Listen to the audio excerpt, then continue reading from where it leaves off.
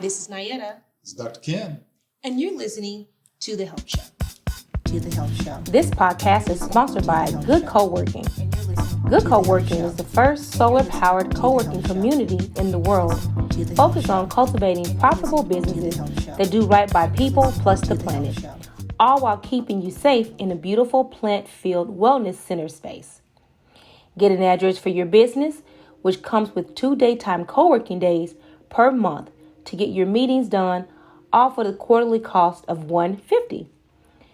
Good Work have many membership options, from frequent flyer to office rental, so let Good Work help you find just the right space to help you balance life and work, located in Dallas, Texas. Check out goodcoworking.co and tell them The Help Show sent you.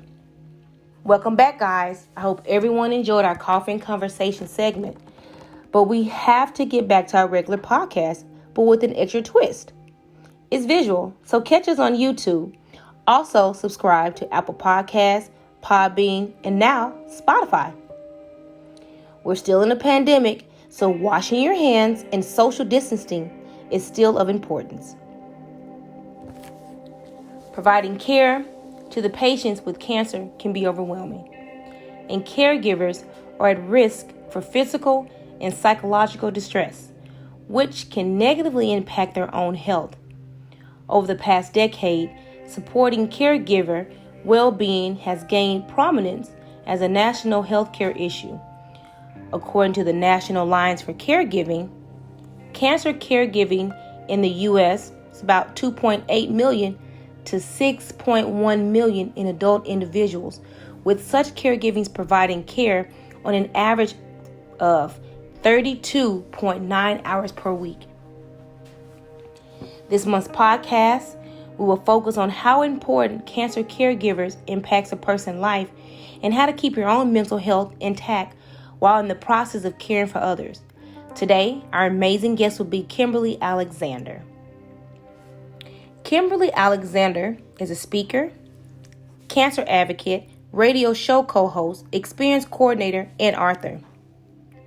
After losing her husband, NFL linebacker Elijah Alexander, to complications due to multiple myeloma in 2010, she decided to dedicate her time to raising awareness about the disease, fundraise for cancer research, and serve as a resource for cancer patients and their caregivers.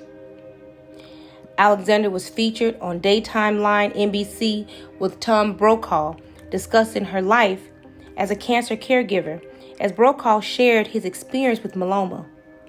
She narrated the award-winning health video, Multiple Myeloma in the African American Community, hosted in the Cancer Patient Survival Dinner during the American Society of Hematology Convention. And she has served as a guest panelist for both the Society of Oncology, Social Workers, and the Lone Star Blood Cancer Conference. So, Miss Kimberly, for those that don't know your backstory and how you got into being a cancer advocate, please let us know the story in the journey. All right. Well, I'm going to try to give you the Cliff Notes version because it's a little complicated. But I became a caregiver for my husband when he was diagnosed with a blood cancer called multiple myeloma in 2005. And what made his story a little bit complicated was that he was an NFL player. My husband had played in the NFL for 9 years. And about 2 years after he retired, he was only 35 years old, he was diagnosed with this incurable blood cancer. And the tricky part about it was the cancer typically impacts people that are twice his age. So for him to be diagnosed with it and for it to have been caught at its worst stage, he was in organ failure by the time we found out, it was very traumatic. And so we pretty much had to hit the ground running when it came to him receiving treatment and having to go through chemo. So I didn't really have a whole lot of time to process the fact that I was a caregiver. I was 32 years old at the time, and we had 2 little boys that were both in elementary school. And so during his treatment, it was a lot of ups and downs. That's just kind of how myeloma is, with it being incurable. it does go into remission, but quite typically it will come back out of remission and doctors are required to come up with a new treatment plan. And so it was a lot of ups and downs. And unfortunately, in 2010, I lost him. He ultimately passed away from an aneurysm, which I was not expecting, and it was very, very fast. Like literally, I was talking to him 1 minute and 20 minutes later, he was gone. And so during his treatment and battle with cancer, he became an advocate. He wanted to fundraise for children who had cancer, to help people who had multiple myeloma like he had. And he also got really involved with the cancer community, learning more about drugs that were coming into the pipeline to help myeloma patients, attending blood cancer conferences and educating others about the disease. So when he passed away, I just picked up where he left off. I realized there was still a need for, not only his voice, but my voice as a caregiver to do whatever I could to help others who found themselves in the same position, because caregiving was a lot. And it didn't really come with a playbook to teach me the ins and outs of it. I just had to learn it on my own. I was wondering, and you did a really great job of kind of talking a little bit about multiple myeloma and your experience. I was wondering if you could tell us a little bit more, tell our audience a little bit more about what do we need to know about multiple myeloma? Because we don't really think about blood cancers very often. Generally, when we think about cancers, we're thinking about breast cancer or prostate cancer, tumor kind of things. Can you tell us a little bit about what multiple myeloma is? So multiple myeloma is in the same family as leukemia and lymphoma, and it impacts the plasma cells. And basically, your body is creating a lot of protein, and your system's trying to figure out a way to get rid of the protein. The myeloma can end up putting lesions on your bones, and a lot of times it presents itself as like a bone breaking or like pain in the back. And Elijah had pain in his feet, and because of his age, a lot of people dismissed him complaining about the discomfort he'd been having. He'd been going to doctors here in Dallas and trying to figure out why he wasn't feeling well. And they kept telling him, oh, well, you're in pain because you played football. You've been playing football since you were 5 years old. It was actually a doctor in Costa Rica that did blood work and said, there's really something going on with your blood system and you need to get back to the States and have some more testing done. And so it's just incredible how it all happened. Myeloma impacts Black men more than anyone. And part of the concern about that is within the minority communities, especially the African American community, we don't participate in clinical trials. And so it ends up being tricky with new drug options and treatment options becoming available because there's not enough research to be able to be done about the disease and how it impacts us. So that's one of the things that I've been most passionate about in terms of trying to raise awareness about it, get people talking about it. I talk about it all the time on social media. I try to be as approachable as possible so that people can, reach out to me privately and I'll point them in the right direction if it's a question I can't answer. And to me, that's just really important to do, to make sure that what happened to our family wasn't in vain. It was such a weird occurrence, an unfortunate occurrence, and I just don't want anybody else to have to go through it. Absolutely. When you were going through the motion with your husband's diagnosis, what were your fears? Oh, well, honestly, the morning that I found out he had myeloma, I didn't know what it was. And of course, it sounds so much like melanoma that I immediately went to Google to try to figure out, what the heck myeloma was. Because in my head, it's insane how quickly, when he told me he had cancer, I immediately thought, oh, it's a tumor.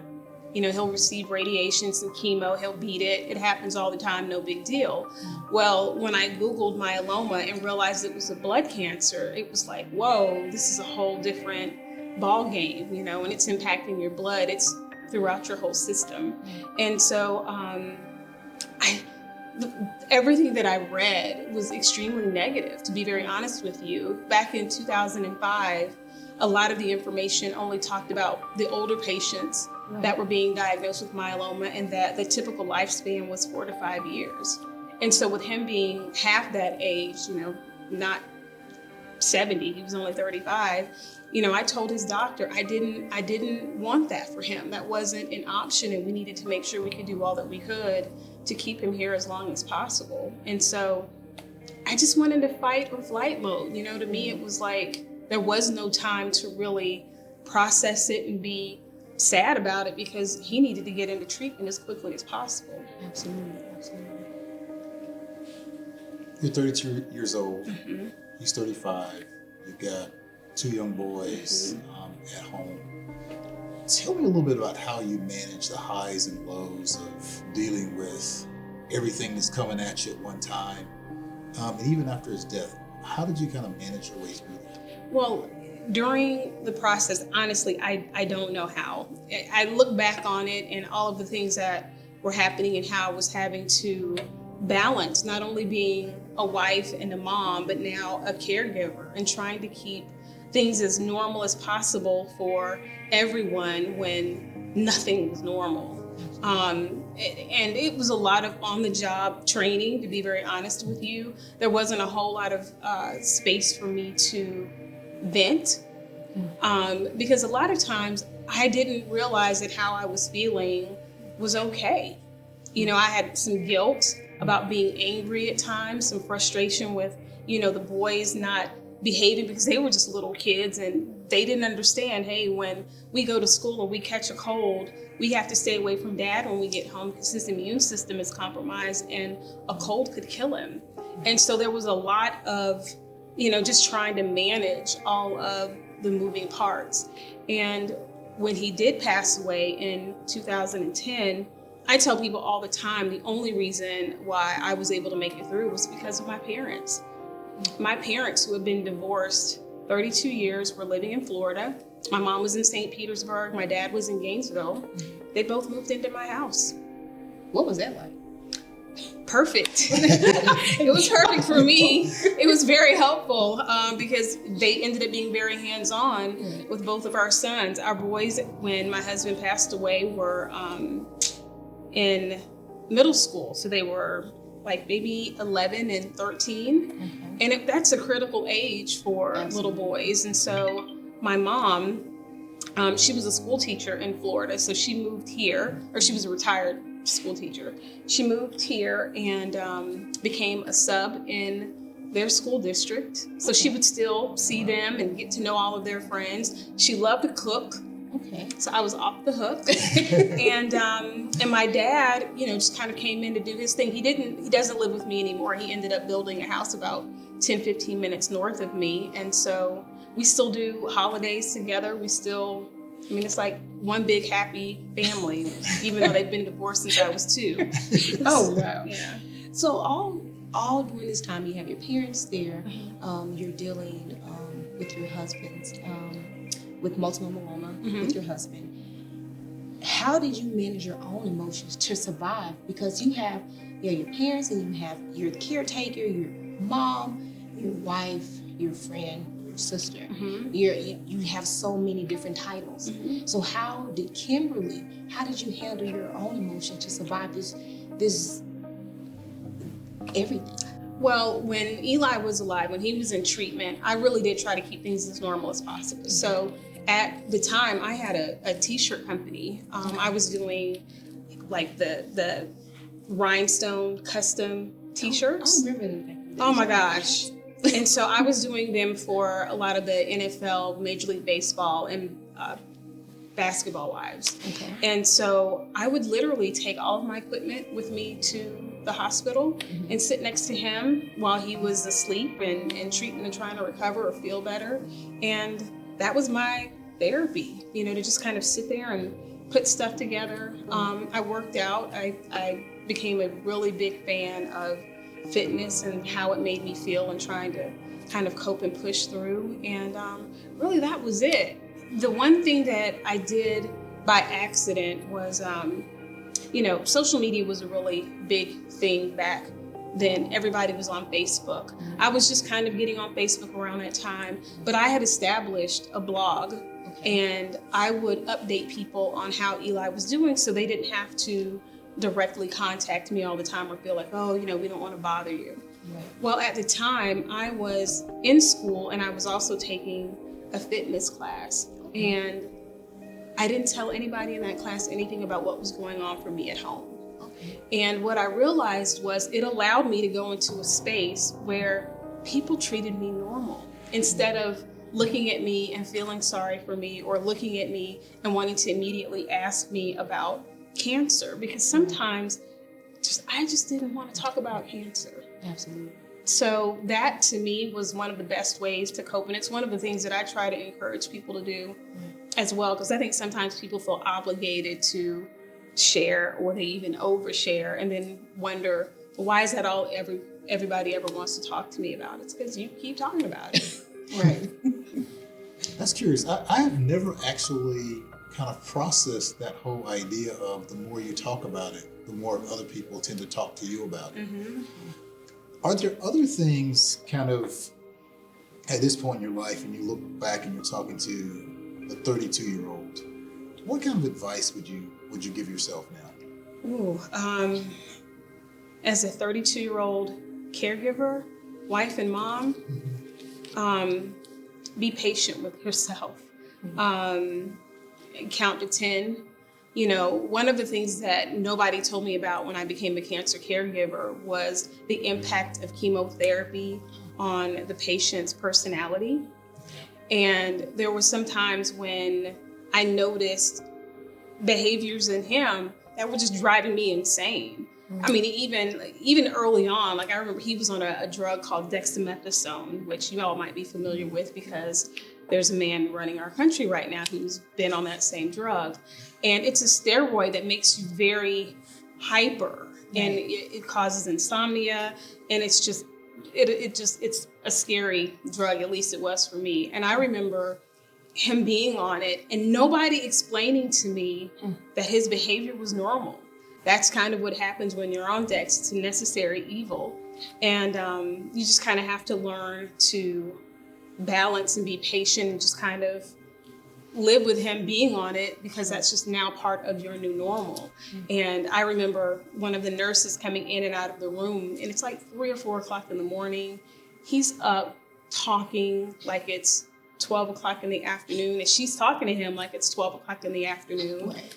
And I'm like, please just stop. Like, why are you doing this? But again, once she explained to me and further down the line, when I realized, you know, that's just kind of normal for the drugs to impact them, you just have to learn to live with it. It's just part of it.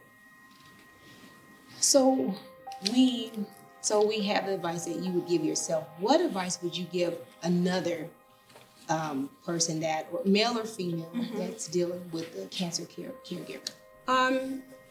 I think it's really important for caregivers to find helpful, healthy outlets for themselves. Okay. And also outlets that aren't expensive, because cancer is such an expensive disease to treat. Absolutely. And so one of the tips I like to give out a lot is to encourage people to go onto like Eventbrite. Okay. Eventbrite will list events that are free in your area. How did you get through this? I think one of the things that helped me cope was from that moment when Elijah was diagnosed and I Googled myeloma from the hospital. With me reading it and it immediately saying the typical lifespan is 4 to 5 years, you know, the 32-year-old Kim immediately processed that there was a good chance she might be a young widow. And so I literally moved forward with that always in the back of my mind. Keep things as normal as possible. Brace yourself for when the myeloma comes out of remission, it becomes active again, and for whatever that ends up, you know, entailing. And so that's literally what happened. The unfortunate part about it was that I didn't prepare for the side effects of cancer. In my head, in his head, we always assumed the myeloma would take him. And of course we would know, because in the process of him being treated for it, we would be able to tell when it was becoming active. For it to have been an aneurysm so completely out of the blue caught me off guard. I mean, and even the morning that it happened in our home. I remember getting to the hospital and the physician saying, "Oh, we see a little blood on his brain." And I'm thinking, okay, you know, it's just something else we have to deal with. We'll get him over this hump and it's just something else we have to deal with. Like, it never dawned on me that it was the last time he would be at home. And so we ended up having to transfer him to another hospital, and that's when they told me there was no brain activity. And I immediately knew, that meant that he was brain dead. I also knew that he didn't want to be kept alive artificially. He'd already made that decision for me, so I was grateful for that. And I ended up needing to remove him from life support about 3 days later. They kept him on to see if there was any improvement, and there wasn't. And the doctors came to me and they said, even if we kept him on the machines, his myeloma hasn't gone anywhere. So we would still be having to treat him for cancer, as well as trying to make sure his brain was trying to do something. And they were like, it doesn't make sense. So 32-year-old Kimberly, where were you emotionally?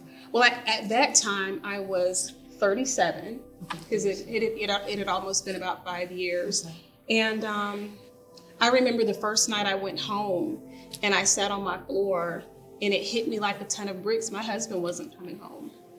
And all I could think about was how I was going to explain it to our boys. And that was by far the hardest part of everything, just trying to figure out the right words to explain to an 11-year-old and 13-year-old that their dad, their hero, he had been, their little league coach. Of course, they had grown up watching him play in the NFL. That was just a lot to have to process. Absolutely. Yeah. How are you boys doing? They're good. The boys are now 24 and 22. My oldest is Elijah the fourth, and he is a student at UNT, and he's a DJ. I think he's DJ Easy Does It. And our youngest one, Evan, was drafted by the New York Yankees out of high school, and so he's a part of their minor league system, and we'll just kind of pray he makes it to the majors, because that's his big dream. He's gonna make it. Yeah, we'll claim it for him. Yeah, so the boys are good. I am curious, as I've kind of listened to you, one of the things that's really clear is that you and your husband, even during all of this stuff going on, had a fairly close relationship where you were really sharing back and forth with each other around everything that was going on. And I'm curious, we've talked a little bit about your emotions, your feelings around this. How did you deal with helping him cope with the fact that I may not be here for my wife, I may not be here for my kids, and the fears that are going on, and feeling like you're having to kind of support him at the same time that you're supporting yourself? That is a really interesting question, because it just hit me not too long ago that I never really had that type of direct conversation with him.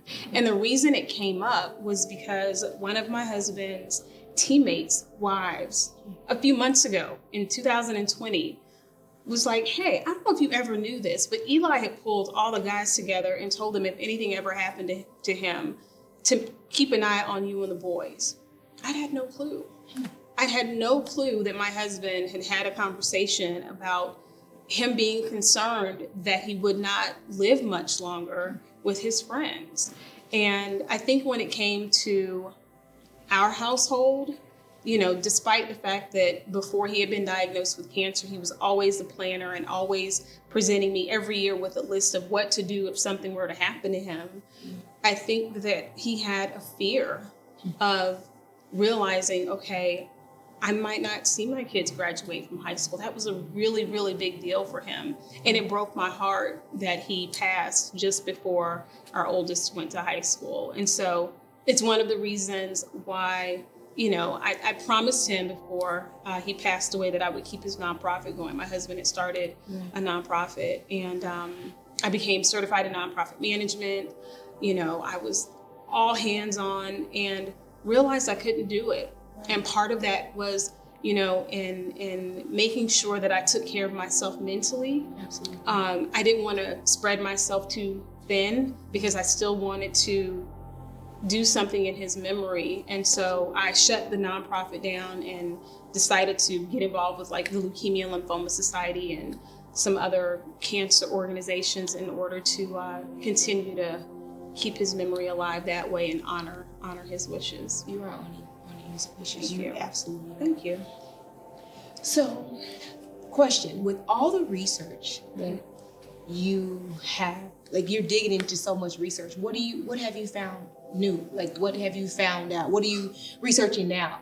What's like hot on the topic? I'm just really curious about that. Well, I'll be real honest with you. One of my biggest concerns right now is like something I spoke about earlier, the whole health disparities and the concern about the minority community when it comes to multiple myeloma and not being involved with clinical trials. And what's going on with COVID is making me even more afraid because people are now watching this rush for a vaccine and being apprehensive, like, I don't want that on me. Absolutely. And the Black community has already had a huge fear and apprehension when it comes to clinical trials because of the Tuskegee experiment. So Absolutely. To me, it's really important to try to allay people's fears Right. and talk about the importance of being part of the conversation when it comes to treatment options and cancer research, because if we're not a part of the conversation, they're not going to be able to figure out,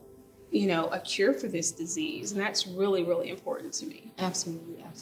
And I'm glad you pointed that out because, with leukemia, lymphoma, most of the blood cancers, one of the things that is really big is, you're right, is that African Americans and Latinos in many cases don't participate in clinical trials related to blood cancers.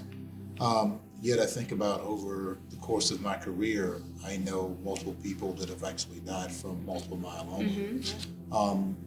In two cases, really healthy young physicians that were kind of going along in life and have stories very similar to yours. And so I think that your advocacy and what you're doing is so critically important for just helping people understand that and be able to try to figure out how do we crack this nut, begin to solve this problem. Yeah, well, one of the things I like to do, especially on social media, I'm a huge fan of Twitter and Instagram. I'm trying to love Facebook. I'm trying. It's hard.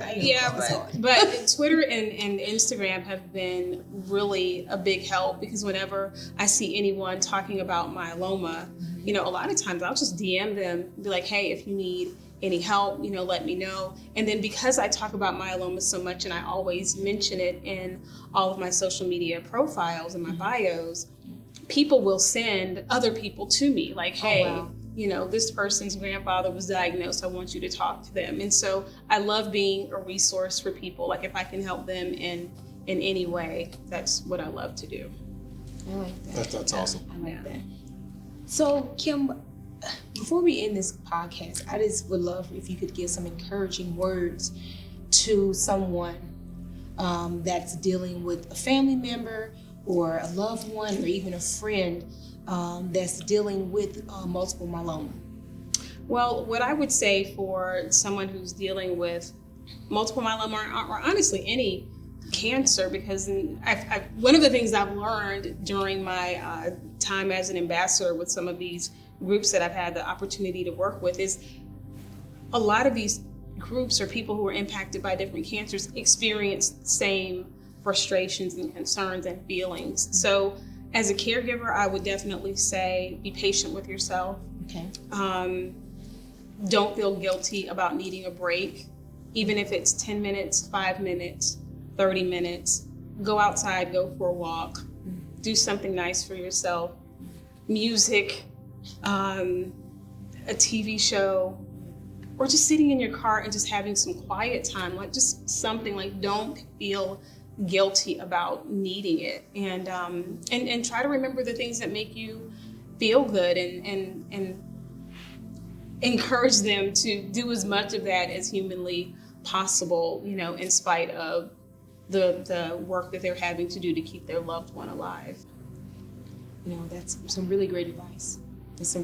And Dr. Rogers, you being a psychiatrist, please, what do you have for patients? No, I've really enjoyed our conversation because I think my takeaway from all of this is really more of an uplifting message than anything else. That Elijah's story wasn't over because he passed away. Right. But the fact that you are carrying on, the legacy, really being able to help people in the community, that your kids are doing well, and the fact that you've been able to kind of reframe and refocus, I think says a lot about, mental health, which is, I know, one of our focus areas, but the ability to just be able to kind of shift and take care of yourself and your family, and to create a new identity in many ways of where you're headed, which I think is just wonderful. Well, I appreciate it, because it has not been easy, Right. and I think sometimes people think that it has been, and it's like, no, it's been a lot of work. It's been a lot of intentional work, but I'm in a good space. I like that. Well, I want to thank you so much for interviewing with the Health Show, Kimberly. And I want to thank our partners, which are Good Co-working, White Pearl, and then also the Downtown Library. So I want to thank everybody for participating in this live podcast, and we'll see you next time. Oh, and before I forget, this is our 100th episode, and I'm so excited. This has been a journey. I'm excited to share this 100th episode with you. Kimberly, thank you so much. Dr. Rogers, thank you so much. I kind of kidnapped Dr. Rogers when he first started. Yeah, I kidnapped him. Well, I'm glad to be here with you. So thank you guys for tuning in. See you next time. Oh, and you can go to www.thehelpshow.org and jump and get on our newsletter. We have great newsletters. Read our newsletters. Also, look at the different resources. We have probably like over 300 resources. So go check out thehelpshow.org, and thank you, and stay tuned. We'd like to take a moment and thank everyone in our listening audience for listening today. We'd also like to remind everyone that we are a nonprofit organization operating entirely off the generous support of our donors. If you would like to give to our organization, we appreciate you. You can send your donation via Cash App, $The Help Show, or on our website at www.thehelpshow.org. There's no donation too small. Every dollar given will strengthen our efforts. If you'd like to donate $1,500 or more and become a VIP sponsor, then we have some additional packages listed on our website. And you can visit us at www.thehelpshow.org for more details. And you're listening to The Health Show. And you're listening to The Health Show. And you're listening to The Health Show.